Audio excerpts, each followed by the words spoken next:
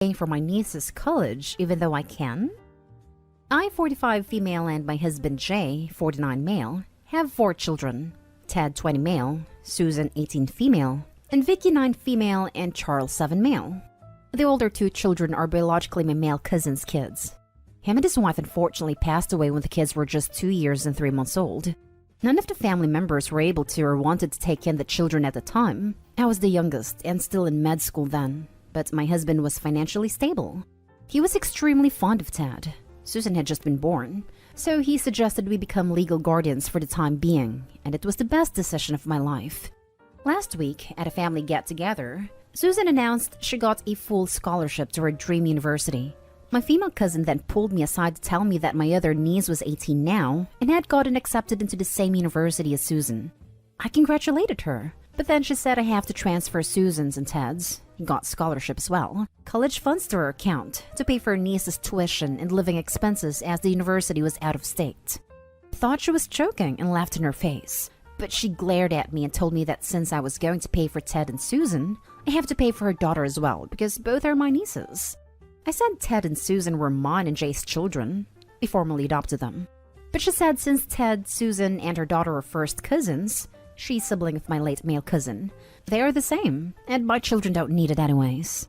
I was extremely annoyed at this point, and said even so, it was still their money, and for them to do as they please. She left it at that, and I thought it was over. But today, she called me saying she was willing to forgive my appalling behavior if I paid for my niece's tuition and living expenses as an apology gift. I told her she was out of her mind and hung up.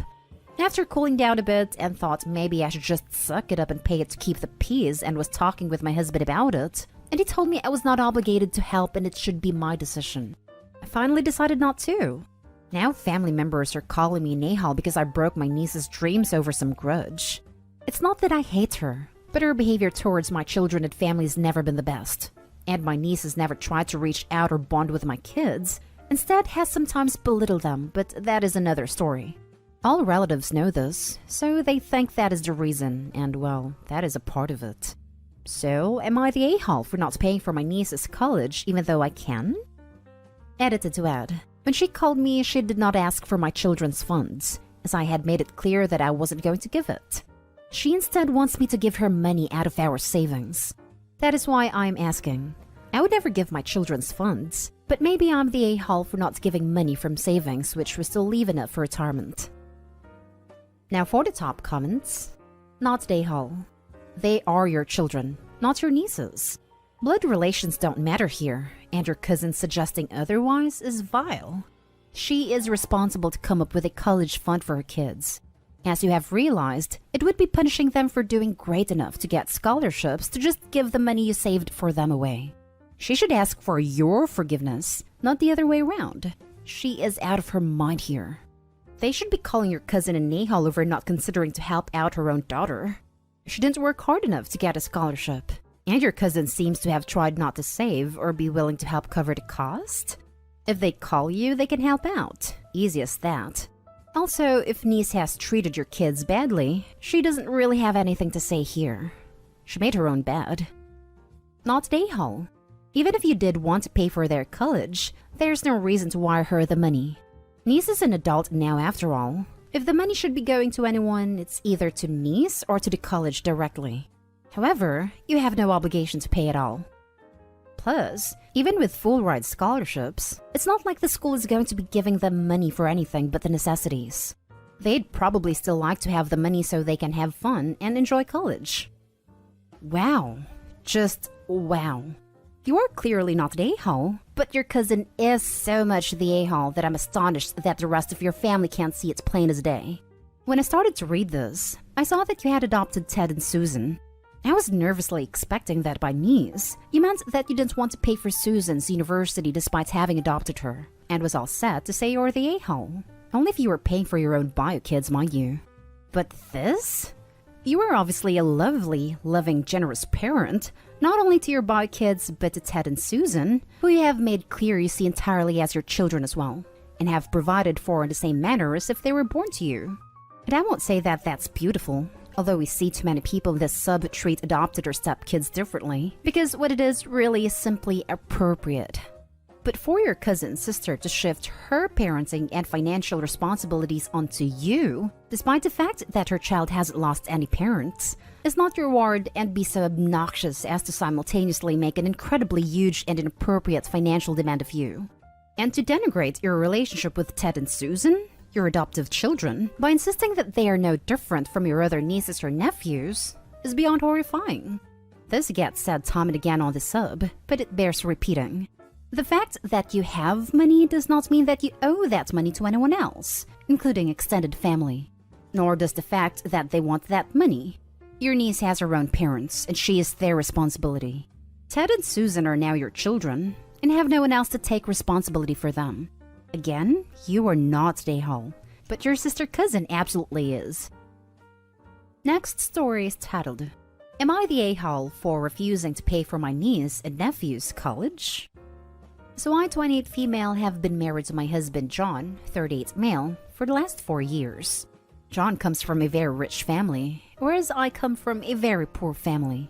From the moment I introduced John to my parents and siblings, 43 female Allie, 38 male Anthony, and 37 male Bill, my sister has made snide comments about how I'm a kept woman, how I looked for a man to take care of me, and how I'm basically a sugar baby.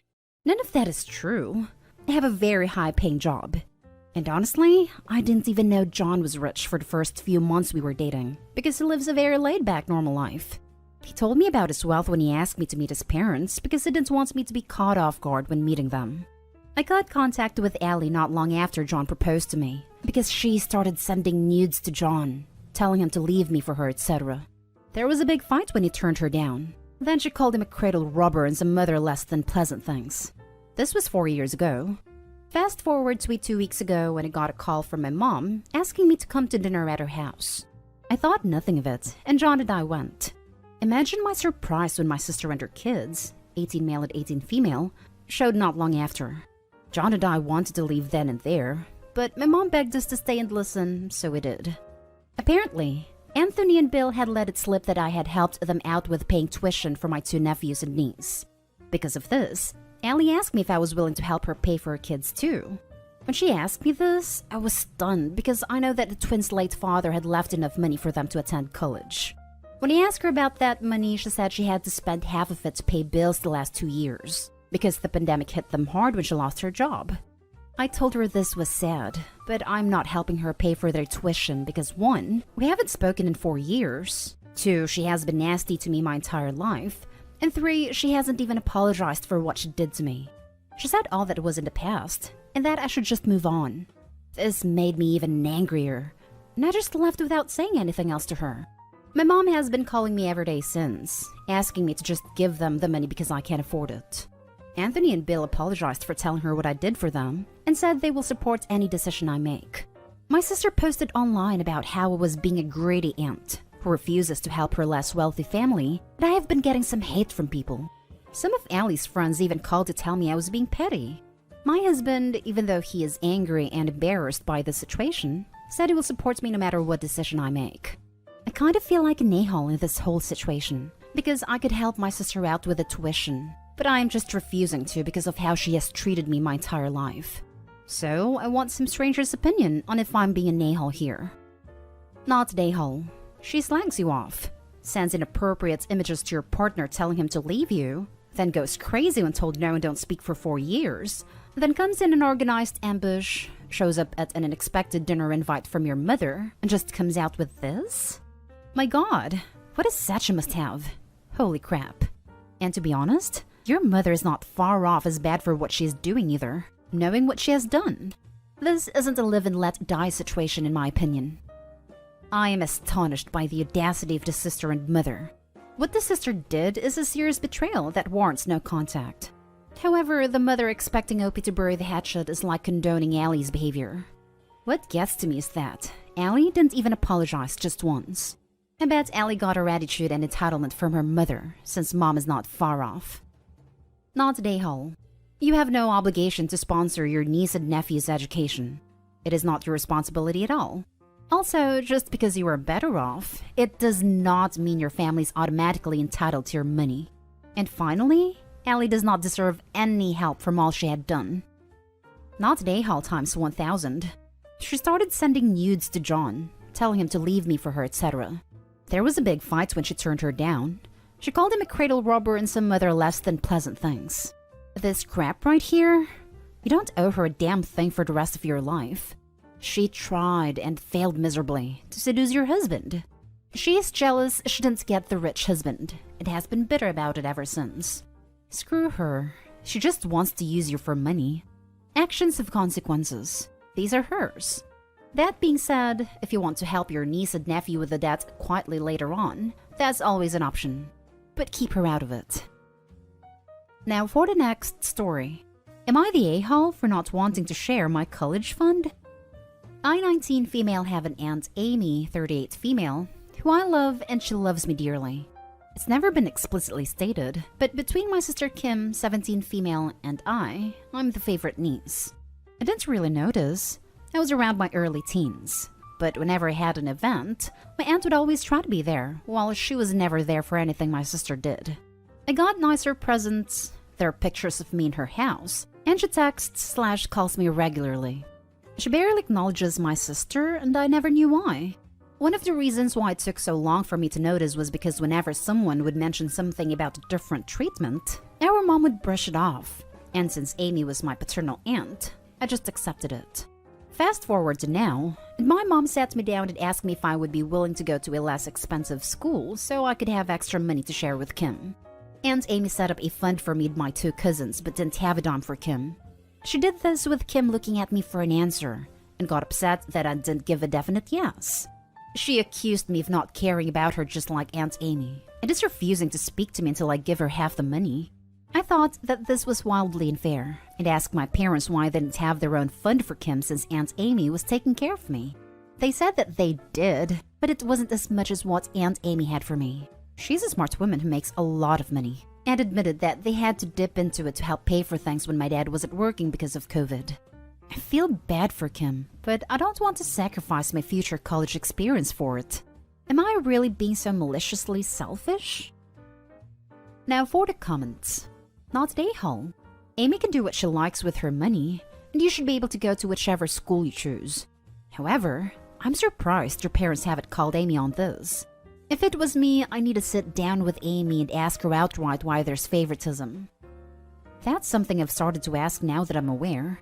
My aunt always said she loved her siblings' children equally, and whenever Kim complained growing up, my parents would brush it off.